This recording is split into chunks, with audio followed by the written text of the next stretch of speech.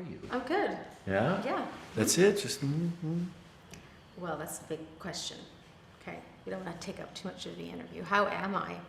I'm anxiously awaiting the release of my record. So, I've heard. yeah, I've got butterflies in my stomach. Do you really, truly? Sure. Well, some of the songs are out. Yeah, that's already. true, but not everything. Yeah. Yeah. I read some reviews today already, and they were quite good. That's good. Yeah? Yes. But we can't put all of our eggshells into that carton, can we? Eggshells, not Yes. eggs. No, eggshells. Just eggshells. Crumble, yes. Does, so if you actually have butterflies, does... That means I care. Understood.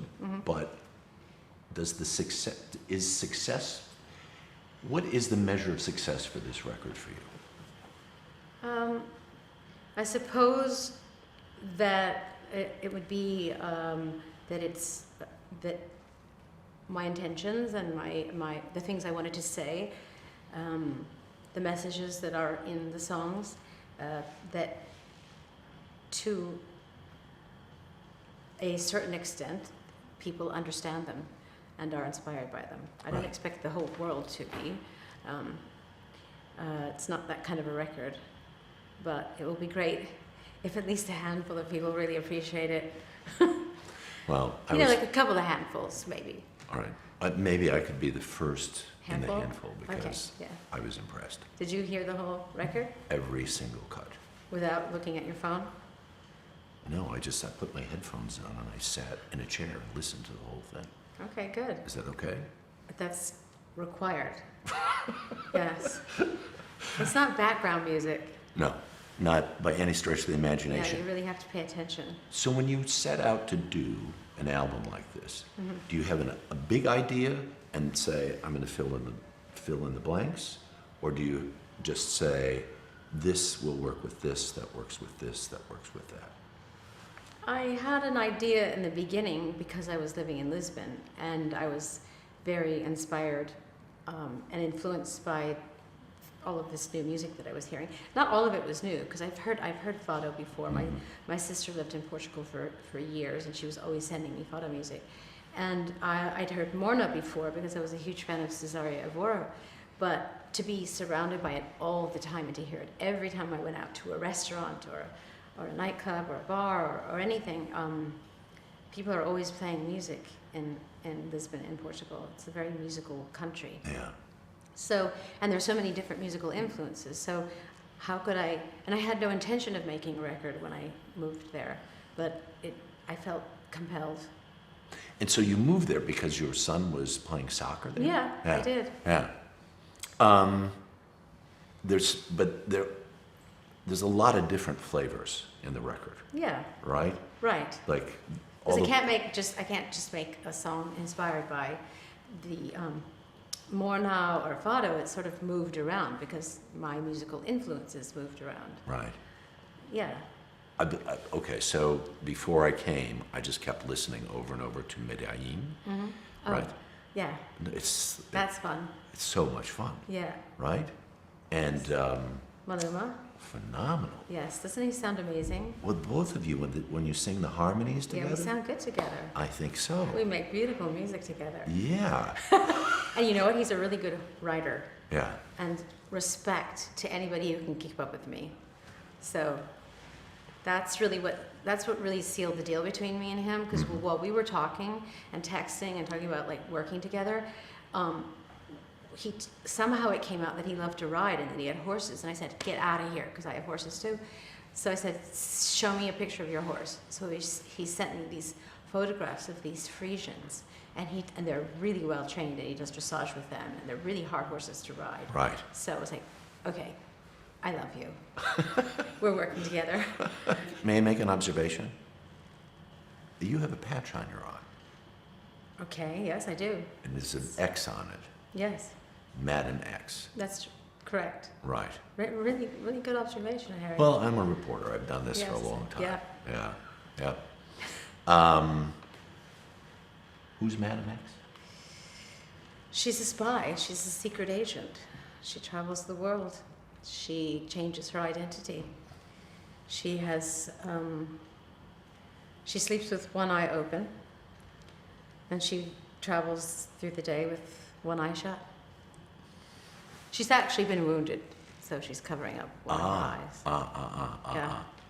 How does that? So I've turned my, I've made a lemonade out of a lemon. Yeah. How does that identity inform what you're doing? Well, I had to create a persona. Once I decided to reclaim the name Madame X, which was given to me by Martha Graham when I was 19, studying at her school. I was sitting in the recording studio, and I was actually having a chat with Jeremy Scott, who came to visit me, and he was thinking, we were talking about who my persona would be, or who is this person that's making this record. And I was thinking about how the music is so influenced by so many parts of the world, and each time I collaborate with somebody, or I work with another artist, or I just work with Mirwais, for instance, I have a different feeling. I feel a different type of way, but I'm still the same. So we were discussing my encounter with Martha Graham, and how she kept complaining that she couldn't identify me as a student in her class. And I felt the same way in that moment recording. So once I decided that my name, the name of my record was going to be called Madame X, I had to create a story that was sort of the beginning of Madame X's journey. I have so many questions for you. Sure you do. Huh? Sure you do. Well, I have so many answers. you do, which is good. Yeah. Yeah, as long as we're in this relationship together. Yes. Because you know what? You're the interrogator. Oh, do you look at me like an interrogator? Well, all journalists are. Some are more charming than others. And Some are more cultured than others. Some listen better than others. where do I fit? You're on the good side, don't worry. But just because we're old neighbors, perhaps. We're friends. We're drifting, though. All right. I've been stuck on the other side of the ocean. Right. How anxious are you to get back to New York? I'm looking forward to it. I miss it. I miss those tall, intimidating buildings. Yeah. And you're going to perform where? You mean next month or my tour? That's the tour next month. Next month I'll be performing at Pride Island, 50th anniversary of Pride. So I'll be part of a festival. I know other artists will be there. I think Mickey Blanco is going to be performing there too, which is great. Yeah. As you know, he's my Joan of Arc in Dark Ballet. Right. So, yeah, so that's going to be the first place. As I kept looking, as I looked at the videos and I listened to the album, I read through the lyrics, and I was trying to figure out, it feels like to me, you're on a kind of a high wire of, on one, you're fierce and simultaneously vulnerable. Yes. Of course. Do I have that right? You do. Yeah. How I think can that's- both be in balance? Well, it depends on which one you feed. I mean, I have my days where I feel like a warrior and invincible, and I have my days where I feel like an open wound. But that's human, isn't it? And also, I think that is that's the journey of an artist. Because if you don't make yourself vulnerable, you can't channel creativity, right? And a lot of my pain, my sorrow, my suffering, my feelings of being vulnerable allow me to create. However, then I have to present it to the world, and then I have to be a warrior and stand up for what I believe in, regardless of what people have to say about what I have to say. And also, my strength needs to come through in my work, because I want to empower other people. So, I mean, that's the paradox of life. I don't think there's a person who's just a warrior, or just a fighter, or just strong. I think probably all the greatest leaders, sages, prophets in the world had their moments of vulnerability, and that's essential. Right. as I was listening to some of the lyrics of the songs, I kept thinking to myself, there was just this amazing defiance in you that's been there from as Day long- one. Yeah, right? Yes. Do you know where that comes from? I really don't know. It started when I was a child. Yeah. Came from the water in Bay City, Michigan. I don't know. It came from not wanting to be provincial, prosaic, and pedestrian. And I was very aware that that was the possibility of my future and my surroundings. Yeah. And you said, And I just kept, my nature was to question everything. Why? Why are we doing this? Why do I have to dress this way? Why do I have to go to church every Sunday? Why do the girls have to do all the cleaning in the inside of the house and the boys have to do all the cleaning on the outside of the house? Why do the boys have no rules and the girls have a curfew? Why, just everything was a big why. And I don't know why, but it just was there. I'm listening to these songs and looking at the videos, and the religious symbolism that's always been there too. Because God is always there, taunting me, daring me. And the God that I believe in, the God that I believe created the world, isn't a God to fear. It's a God to give thanks to, and a God to question and challenge. Yeah, like Moses did. He talked back to God. I don't know if you've ever read the Old Testament. But That's why he struck that rock with his staff, and it was not allowed into the promised land. I know, but there's deeper meanings to that if you read literally. But he was, not just him, there are other sages and prophets that, quote unquote, talk back to God. Right. And challenge his or her Yeah. or they or Madam X's authority. Jesus on the cross, my God, why hast thou forsaken me? Yeah, Right? yes. Yeah. He felt lost and abandoned. Yeah. Yeah. How about that?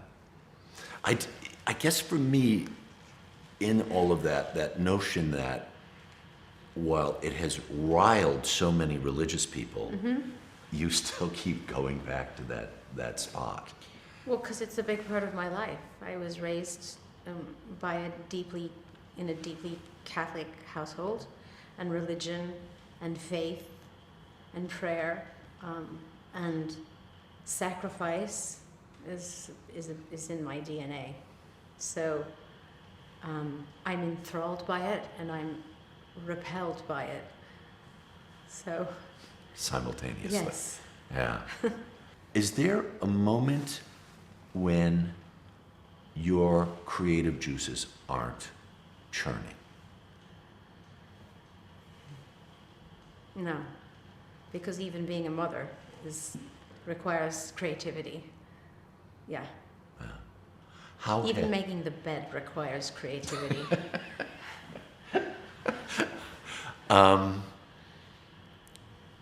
How has having 6 children informed your life?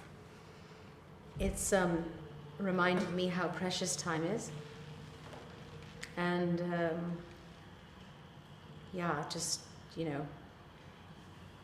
how each child requires attention and vigilance and guidance in a different way. And really, you have to be ready for anything. And children teach you, obviously, everyone says that. Of course, first and foremost, they teach you to stop being obsessed with yourself, because they're always there to throw a wrench into the works. So stop being what? Obsessed with yourself. Right. Yes. Self-obsession's not allowed with children. Yep. They need you more. They need you. Yes, they do. Yeah. Yeah. If you could turn the... They need you more than you need you. Yes. Well, and that's just as a parent, I Yeah. know, sort of in retrospect, Yeah. I think when I look back and want to rewind the reels, Yes. yeah, a little less me and Yes. a A little more I them. understand. Yeah. I think that's a place we all... And the more kids that you have, the better you get at being a parent. Really? Yeah, definitely. Of course, but it's like everything. The more songs I write, the better I get as a songwriter. Does that mean you need to have some more kids? Not right this second, but never say never. All right, we'll underline that one, right? 7 is a lucky number. Yeah. And the psychic did tell me once that I'm going to have 7 children. Wow. Yeah. So who knows? Yeah.